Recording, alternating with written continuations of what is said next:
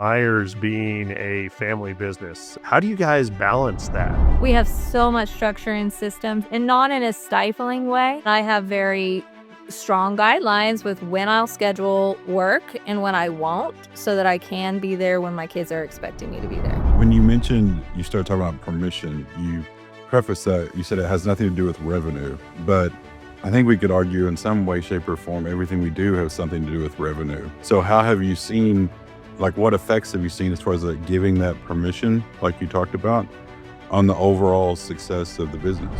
Yeah, well, I think that with anything, Welcome to this episode of the Business Brains and BS podcast. We are very fortunate today to be joined by Dani Myers, the CEO and lead strategist from Myers Marketing Management. Dani, great to have you here. Thanks for joining us. thanks for having me. I'm glad to be here. Yeah, we were really excited when you said yes. So why don't you tell us a little bit about who you are, what you do, what's Myers all about? Oh, that's a loaded question, right? Who am I? Well, I'll start with what I think my number one job is. I'm a mom of three, and a wife to one. I've owned a marketing firm for 15 years and been in sales or marketing for more years than I'm going to age myself on camera. Um, yeah, and I've grown my agency just from the ground up, and that's a little bit about us. I mean, we um kind of have a philosophy of, well, at least I have a philosophy, I guess, of being the same person, whether it's at work or at home. And so it all just kind of blends together. Very cool. Yeah, and I think that's so important because it's emotionally exhausting to try to be somebody different in two different places. So I think that's really cool. So tell us a little bit more about Myers. What do you guys do for folks? Where are your strengths? What are your specialties? What do you like to do? Mm. Yeah, I think just talking about services is super boring. But I mean, think of a marketing firm. But I think really where I would say our niche is I like to say that we work with people who don't suck. So it's taken me so many years. One really unique thing I think of about us is I've actually never worked for another ad agency or another marketing firm. I worked for media companies and I worked for many companies and have helped companies grow. I say many, I've worked for like 3 companies ever.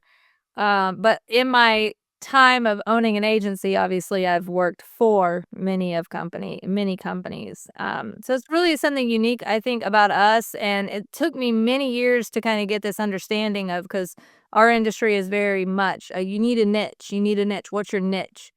And I just have always been so opposed to that idea of niching, because it's like, well, everything I know can be applied to a goal depending on who the person is that's leading that goal. So I say we work with people who don't suck. Typically, our clients are people who are giving big to their community. They're focused on making sure they're creating a space at their work that their staff is safe and loves their job. Uh, and so for us, it's more along the lines of taking everything we know and aligning ourselves with other leaders that we can help chase down their goal for them. So our services are very wide. I mean, we're a full service marketing team. We run a team of about 8 to 10 people, full staff. And then in the summer, I bring in a lot of interns. So for us, it's we're very lean and mean, if you will, but it's about finding the right partnerships. We're not like going out and it's not quantity over quality. It's definitely quality first for what we do. Okay, very cool. So I love that your mascot is a mule. So would you like to talk a little bit about the mule? Does the mule have a name? Yeah, it's goat. Goat. Yes, Okay. Well, why yes. don't you tell us a little bit about goat and what goat symbolize? Yes, and I know it's a silly name. One day, I don't think I'll ever rename him. I've joked about renaming him a few times, but 'cause it came from I used to say, "Good job, goat," in, like, all of our messaging on our team, and it would be GOATT, greatest of all time teams. So I would always say, "Good job, goat." And then we came up with our mascot, and I was like, "Well, we have to name him Goat." I mean, there's a mule named Goat. So I I have received an interesting amount of backlash from, our agency having a donkey or a mule, which is not a donkey, it's a mule, as our mascot, and mostly because some of the negative connotation around it, and especially in the marketing world, exists. But the fact is that I have a document in our system called Defending the Mule, and it really you do, I do, and it's part of our onboarding into our team because a mule, when you look up the characteristics of a mule, I think anyone would go in line with the fact that, you wanna be a little bit like a mule, or at least have a mule on your team 100%, 'cause mules are stubborn, yes, but they're stubborn for the sake of the job. They're sure-headed in the direction they're going. It doesn't mean that they can't navigate rough terrain and pivot along the course, but they're not deviating from their direction. And so for a mule, being a mascot is very much in line with their personality. We're a little spicy at times too, so I mean, you gotta have to like what you do to work with us because we like what we do, and so it tends to work better that way. But if you look at yeah, like I said, if you look up the characteristics of a mule, it's obviously the sure-headedness, you think of the stubborn piece, but they're incredibly loyal, and they actually run in packs. So they're incredibly loyal to their owners, incredibly loyal to each other, and they can carry an immense amount of weight, for the people that well, their owners, for, the direction that they're going. So I'm very proud to have a mule as our mascot, but yeah, that's where that, originated from. That's really cool. A mule named Goat. All right. I love it. So you talked a little bit about Myers being a family business, and that's really interesting because I think with maybe one or two exceptions, everyone we've had on and interviewed in the podcast has had some type of family ties into the business. So, how do you guys balance that? We were talking about this a little while ago, as far as the home and the work, and trying to separate the two. And maybe I'm mad at you here, but I can't be mad at you there, type of deal. So, how do you guys balance that? I would say balance and separating are 2 different things. I don't separate it. There is no separation. If I feel some way about you in one place, I feel the same way about you in the other place. And my expectation, especially from my husband, would be that the same, and my kids. So there is never a face. I have a terrible poker face. Do not well, unless I guess you would win a lot of money if you wanna play me poker, but, yeah, I have a terrible poker face. Um, so yeah, how we balance it, gosh, it's such a honestly, my heart kinda hurts with that question because I think that this is a question for a lot of women, uh, not just female entrepreneurs, but professional women, and you hear it all the time. I have a currently a young entrepreneur woman who is realizing she has a gap in what her youngest daughter's education, and made the choice to homeschool literally a week and a half ago. Made this decision, and it's just, my advice to her was, "Mom guilt is real, don't overlook it." Like, it is a real thing, you don't need to push through it, you need to understand, what you're capable of giving and have open conversations because the the balance, if you will, I think it's more customized to what the needs are of your family, and so I would say how we do it is systems, so many systems. We have so much structure in systems and not in a stifling way, but my kids know what to expect, and that is incredibly important. And then I have very strong guidelines with when I'll schedule work and when I won't, so that I can be there when my kids are expecting me to be there. And if I'm not able to be there, they know weeks in advance, it is well communicated. Um, and in the beginning, I think that I did the best I could. I mean, I started my company. I say I did everything backwards. Okay. And it's I don't know if it's very well known, but yeah, I kinda did everything backwards. I started my career, and then I had a baby, and then I bought a house, and then I got married, and then I started a company, and, then let's see, and then I went to college. Yeah, so that was the order that we did everything.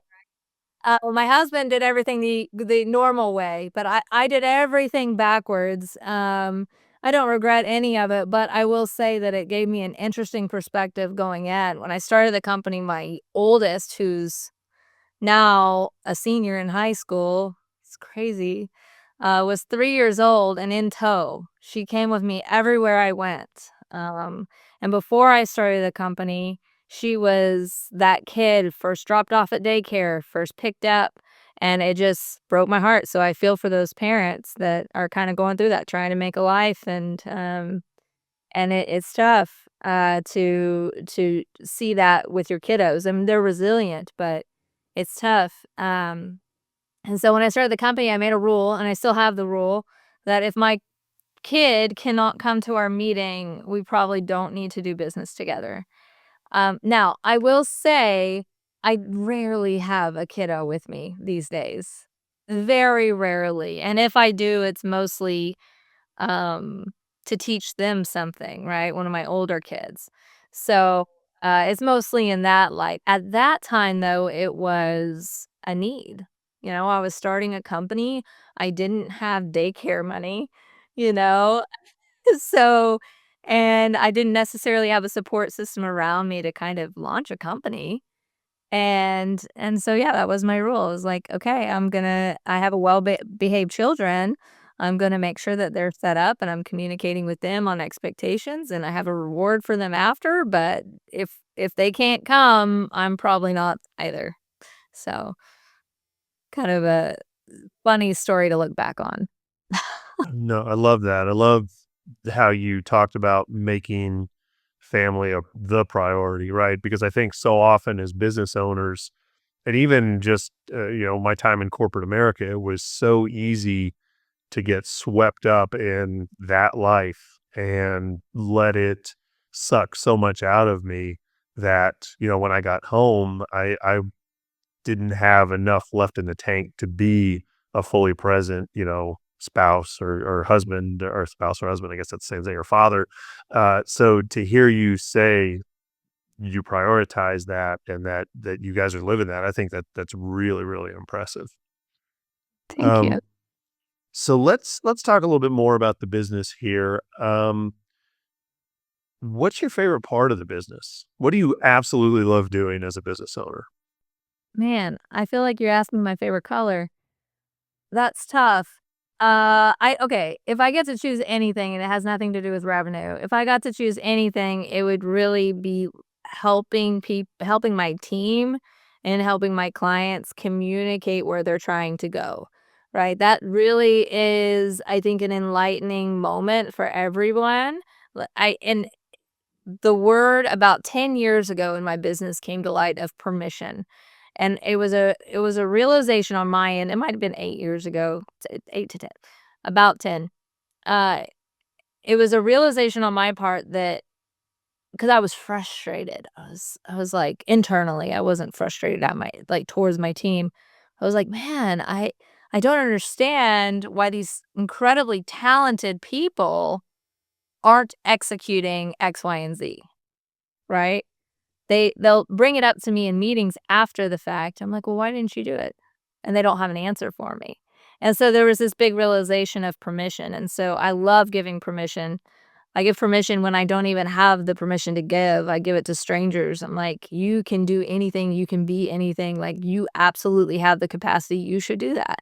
Somebody tells me a dream, I'm like, "Let's go, let's do it. How can I help you? Should we have a call on a Saturday?" You know? I think for me, my favorite thing is that. It's like giving people the permission to say, "Hey, I do have a voice in this conversation at XYZ."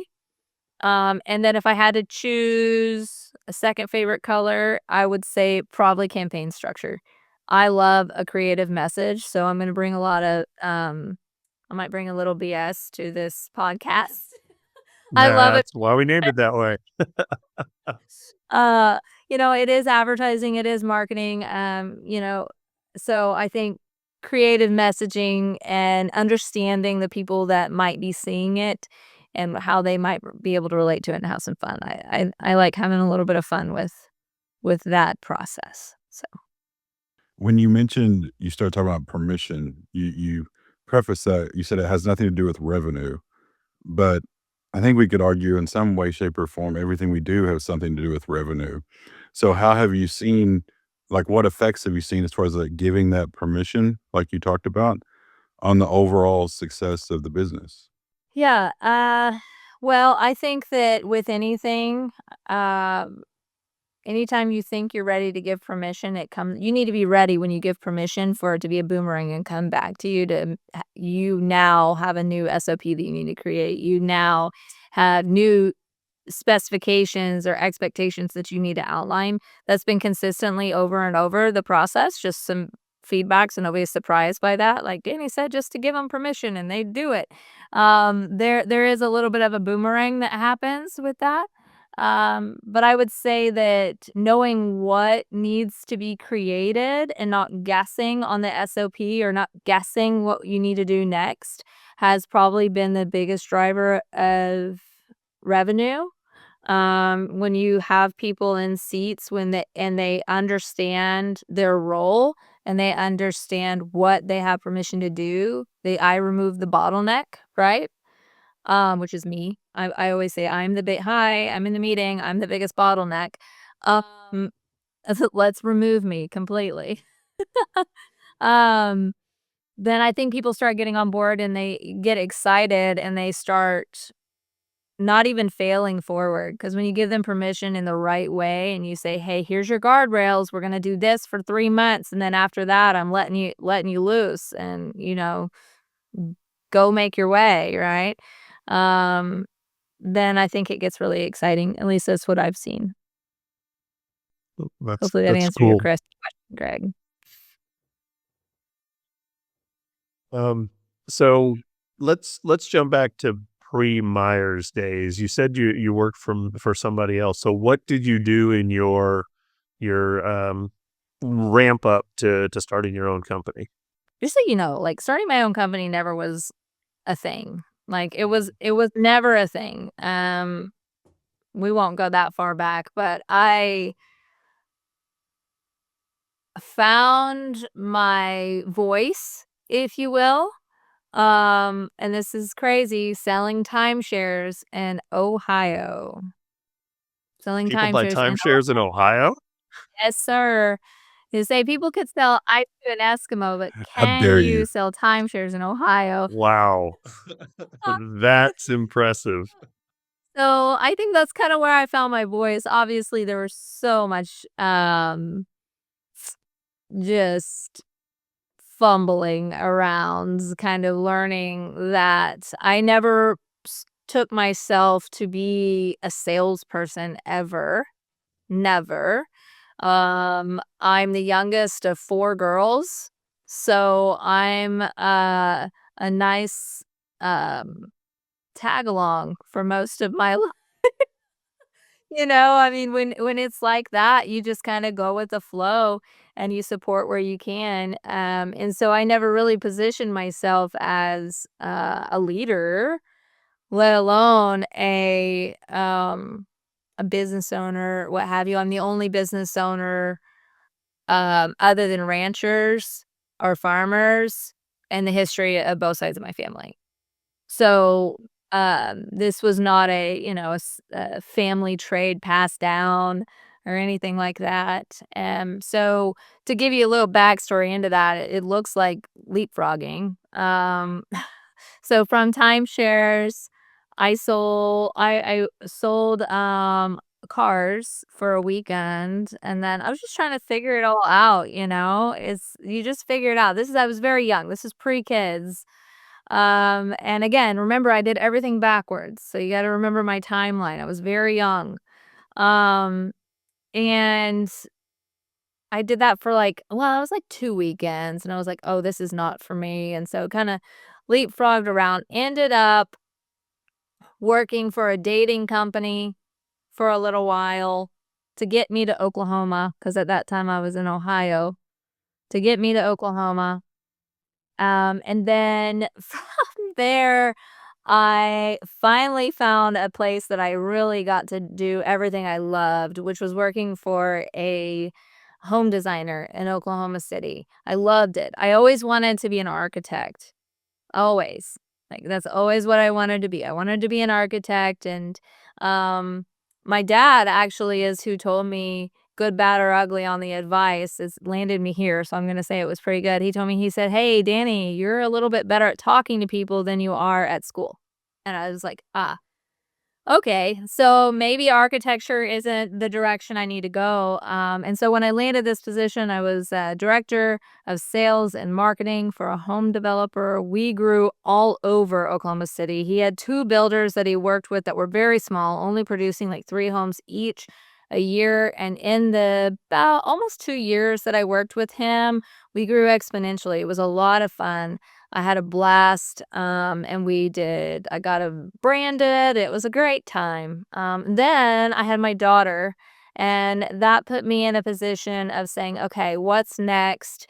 I went to work for the CVS affiliate here in Oklahoma, which is Griffin Communications. I worked with them in Oklahoma City and then got transferred, here to Tulsa to launch the department that we had.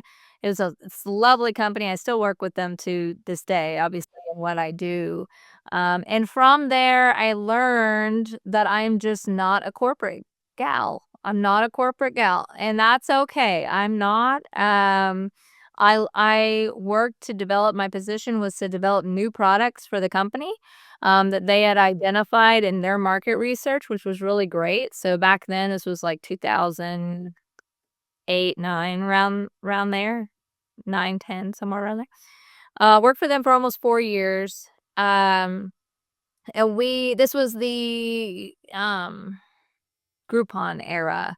This was the news is moving to the web era. So lots of new products. We created magazines, we created a daily deal, we created a directory, we created all these products that some of them still exist on their website now, which is really cool. Um, and so that was my job, was creating new products, taking them to market, and making them viable, which was great. I still do that to this day. It's a lot of fun. So I wasn't afraid to build something because I had helped other people build their companies. And I knew at the heart of it, I wanted to create a space um, where my staff felt safe. I had more control over that, and I had full control over outcomes of campaigns. Griffin does a phenomenal job. That's phenomenal job. I like to have my hands um, in strategy, essentially. I don't want any piece missed. If we're gonna build out the funnel, if we're gonna build out the process, I wanna have my hands in it. And back then, it was a lot easier. It was only, like, Pinterest and Facebook Yeah, when I things have started my changed a company. lot, that's for sure. Yeah.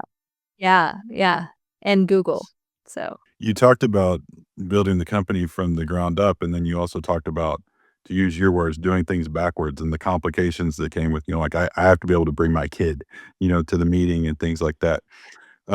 As someone who also built the business from the ground up, I'd love to hear a little bit more about the early days of, from when it's just you and an idea and trying to figure out what am I going to do with this child while I'm doing this to kind of, once things like started to look like an actual business, yeah. Yeah, I was blessed with my kids, and I blessed with all my experiences. I mean, even if some of them are tough, you know? For in the beginning, I just spoke to my daughter, like she was along for the ride. I never excluded her or made her feel like she was, um being set aside for anything. She was in the meetings, you know, I talked to her about who we were meeting, where their office was. "Hey, we're gonna go through the door, and I'm gonna be in an office and then on the right-hand side, and there might be a chair outside, or you might get to sit at my feet." I always made it very positive, and just, like, included her in the whole process. She is, to this day, probably more articulate than I am and I truly believe because she was put in those positions, she was put in conference rooms. I mean, sometimes she was coloring on a buffet table where they would set up you know what I mean? And I'm presenting something, but she was always fascinated by new experiences and seeing new things, and I always try to make it really positive. Did Was it perfect? Absolutely not. There are so many stories, that you just have to balance, but I really tried with all of my kids because, like I said, I have 3 kids, and they're pretty spread out, so in different stages of my career and, because I own the agency, but, we've started 5 businesses over so just different stage of developing businesses, I had a kid in tow, it was just a different kid with, different needs and different personality, and so it's interesting to see how that season of my life affected, what they're interested in, but it was always a lot of preparation on my end, right? Making sure that all the snacks were in my bag, making sure that I stopped at the gas station before I went to the meeting so that the kiddo was settled, had gone to the bathroom, we had a minute to be outside, et cetera, and just a little bit of preparation before the fact. And then in the beginning, a lot of early morning, late night too, to be able to have focus time. Because the expectation of the kiddo being able to understand, 3 hours of locked in work time. It's probably not realistic, you know? But I will say with my oldest, I specifically remember this trick because I recently told another female entrepreneur this trick.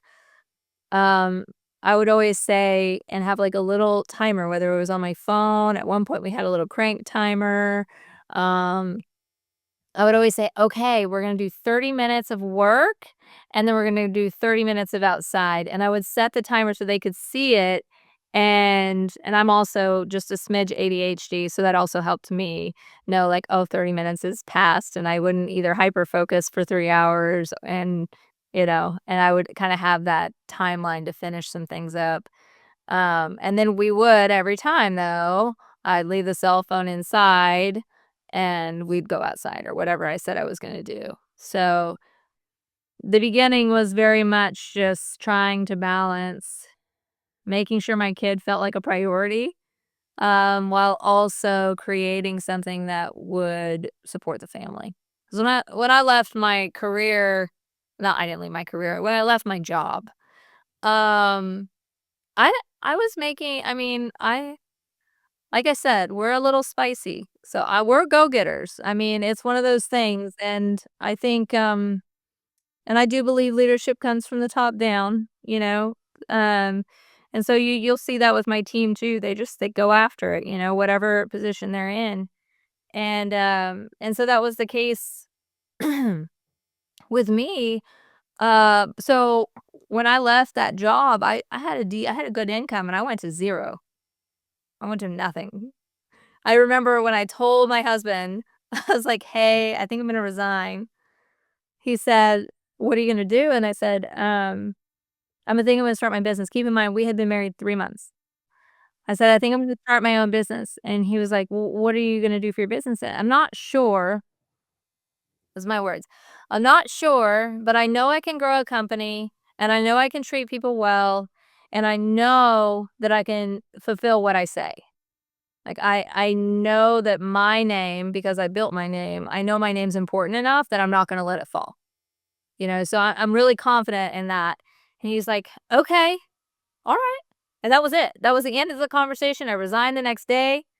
And then I went to Hobby Lobby with my 3-year-old. I picked her up after I resigned from daycare. Went to Hobby Lobby with my 3-year-old and spent about $400 on ribbon and made bows for a month. I had one daughter. I did not need $400 worth of bows, but I sold them to a boutique. I just needed something to do with my hands, right? Like, I had nothing to do, and I'm not like a baker or anything like that. So it was like, okay, what can I do? I've always wanted to know how to make bows, and so I did that. And it was only a couple weeks. I had my first client in about 2 weeks, when they learned that I had left. We still work with them today. And yeah, and so it's one of those things that stay busy and stay focused, but in the beginning, it was very much making sure that I kept my mind engaged in it and kept my kiddo a priority. Very nice. All right. So last question here before we wrap up. What is one piece of advice that you would give other business owners? Be authentic, 100%. 100%. If you're thinking it, there's something to that. Whether or not if you're thinking it and it's not super kind, maybe don't say it right then, process it, but be authentic, right? Figure out what that root is and make sure you say it. I think that, what is the saying? Greg, you're probably gonna know. It's DA says it all the time. Unspoken expectations lead to, unintentional resentment. Is that right? Sounds right. He'd get on me for The that. way, yeah, Yeah. yeah, the way I've heard it is expectations are resentments in the making is the way I heard Oh, it. okay. Okay. Well, the way he says it is unspoken expectations lead to maybe it's premeditated resentment. So yeah, I would say be authentic. Show up, say what you need. I just did this little video for National Women's Month, I think it was, and I said, show up, dress up, and be yourself. Like, don't be afraid to show up who you are, because I think that's what people are looking for, is some authenticity in this AI world. That's great advice. Thanks for sharing that. And thank you for taking some time out of your day to hang out with us here today. We appreciate it. You guys are so fun. I'm glad I was here. Awesome. Well, and a huge thank you to our listeners and viewers. If you are watching us on YouTube, go ahead and click that subscribe button. If you're listening to us on Apple or Spotify, go ahead, like, follow, share, all of those good things. Do yourself a favor, do your friends a favor, and hey, do us a favor and make sure that you get the news out about the Business Brains and BS podcast so we can grow this community. So until next time, thanks for joining us.